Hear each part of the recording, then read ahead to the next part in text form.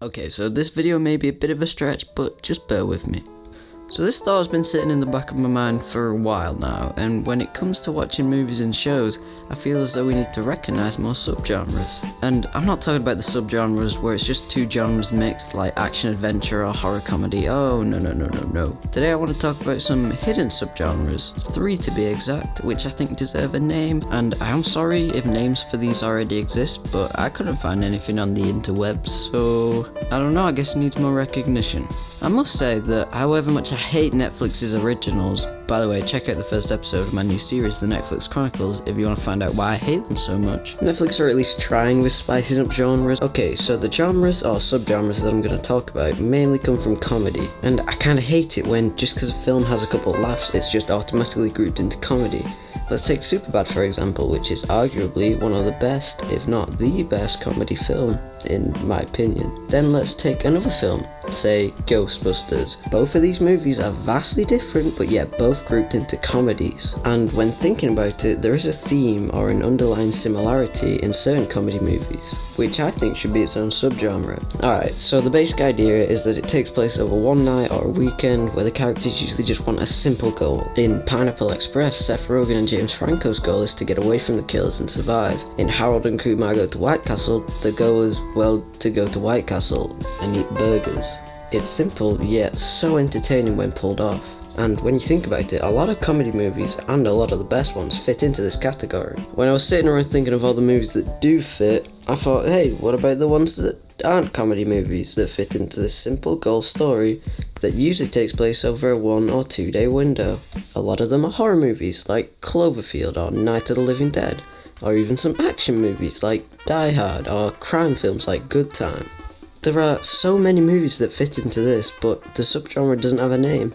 And like I've said, I've been sitting on this idea for a while, and when trying to come up with a name, I thought of maybe one night or overnight movies, but I didn't really like those names, so I just ended up settling on just simple movies, but shortened to simp. Simp. Think about it though, it does work. Ferris Bueller's Day Off is a simp com. Simple comedy. Green Room, simp thriller. Shaun of the Dead, simp comedy horror. Like, it sounds stupid, but it works. And maybe there's a name for this already, like I said, but I like it, so yeah, moving on. So the next hidden genre that I think should have a name isn't exactly a movie genre, and I know, oh no, Jensen lied. Yeah, whatever, but when watching shows, I realise that the ones that I enjoy the most are usually the ones that follow a simple structure, 6 to 8 episodes that are usually 20 to 30 minutes long. And thinking about it, these shows aren't uncommon, they're freaking everywhere. Like, Netflix pumps one of these out like every week.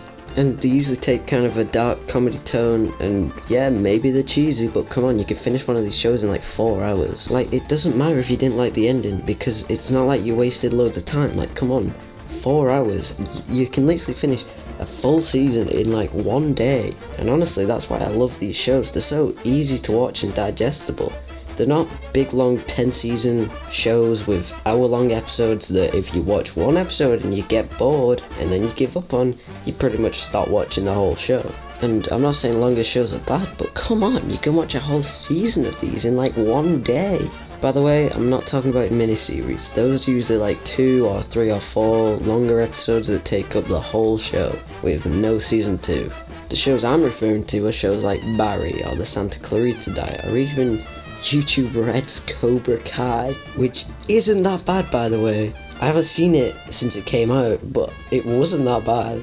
And if these aren't miniseries or normal series, then let's give them a name. Let's call them short series. And maybe they already have a name, and maybe I should have done more research before this video, but shut up, this ain't your video, it's my video. Let's move on to the next thing.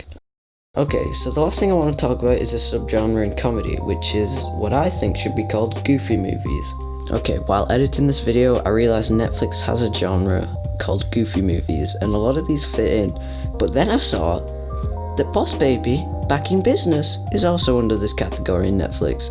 So Netflix got it wrong, I got it right. I'm pretty sure I'm more on point with this one. Not Boss Baby. Just go away, Netflix. Okay, back to the video. And no, I'm not talking about the Goofy movie, I'm talking your Napoleon Dynamite, I'm talking Hot Rod, Nacho Libre, Wayne's World, and I'm talking Good Burger, god damn it!